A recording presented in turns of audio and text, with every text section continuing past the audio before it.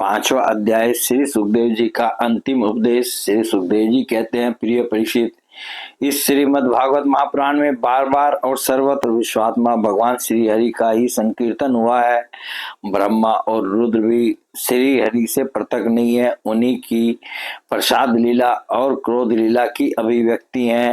हे राजन, अब तुम यह पशु किसी अविवेक मूलक धारणा छोड़ दो कि मैं मरूंगा, जैसे शरीर पहले नहीं था और अब पैदा हुआ फिर नष्ट हो जाएगा, वैसे ही तुम भी पहले नहीं थे, तुम्हारा जन्म हुआ तुम मर जाओगे। यह बात नहीं है। जैसे बीज से अंकुर और अंकुर से बीज की उत्पत्ति होती है, वैसे ही एक देह से दूसरे देह की और दूसरे देह से तीसरे की उत्पत्ति होती है, किंतु तुम न तो किसी से उत्पन्न हुए हो और न तो आगे पुत्र पौत्र आदि के शरीर के रूप में उत्पन्न होगे। अजी जैसे आग लकड़ी से सर्वथा अलग रहती है, लकड़ी की उत्पत्ति और विनाश से सर्वथा परे, वैसे ही तुम भी शरीर आदि से सर्वथा अलग हो। स्वप्नावस्था में ऐसा मालूम होता है कि मेरा सिर कट गया है और मैं मर गया हूँ, मुझे लोग शमशान में जला रहे हैं, परंतु ये सब शरीर की ही अवस्थाएं दिखती हैं, आत्मा की नहीं।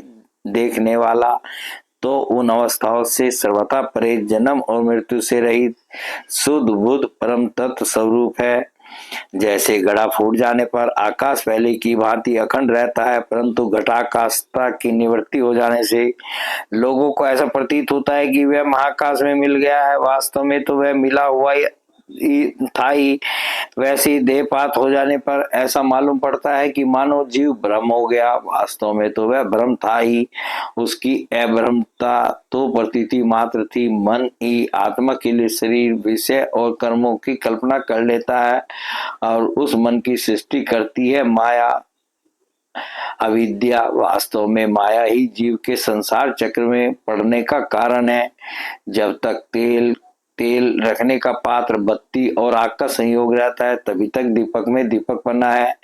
वैसे ही उनके ही समान जब तक आत्मा का क्रम, मन, शरीर और इनमें रहने वाले चैतन्य अध्यास के साथ संबंध रहता है, तभी तक उसे जन्म मृत्यु के चक्र संसार में भटकना पड़ता है और रजोगुण, सद्गुण तथा तमोगुण की वृत्तियों से उसे उत्पन्न, स्थित एवं विनष्ट होना पड़ता है। परंतु जैसे दीपक के बुझ जाने से तत्व रूप तेज का विनाश नहीं होता, वैसे ही संसार का नाश होने पर भी स्वयं प्रकाश आत्मा का नाश नहीं होता, क्योंकि वह कार्य और कारण, व्यक्त और अव्यक्त सबसे परे है।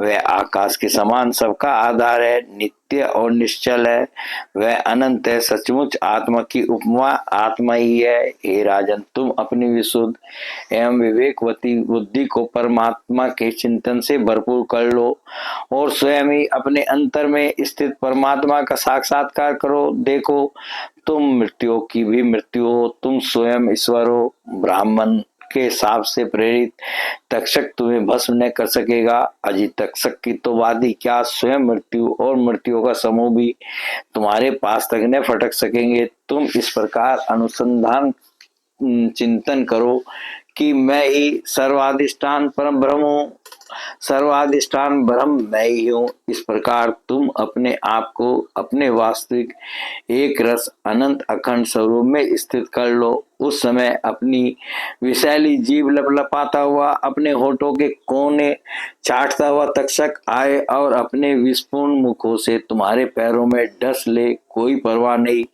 तुम अपने आत्म स्वरूप में स्थित होकर इस शरीर को और तो क्या सारे विश्व को भी अपने से पृथक न देखोगे। आत्मस्वरूप बेटा परीक्षित, तुमने विश्वात्मा भगवान की लीला के संबंध में जो प्रश्न किया था उसका उत्तर मैंने दे दिया।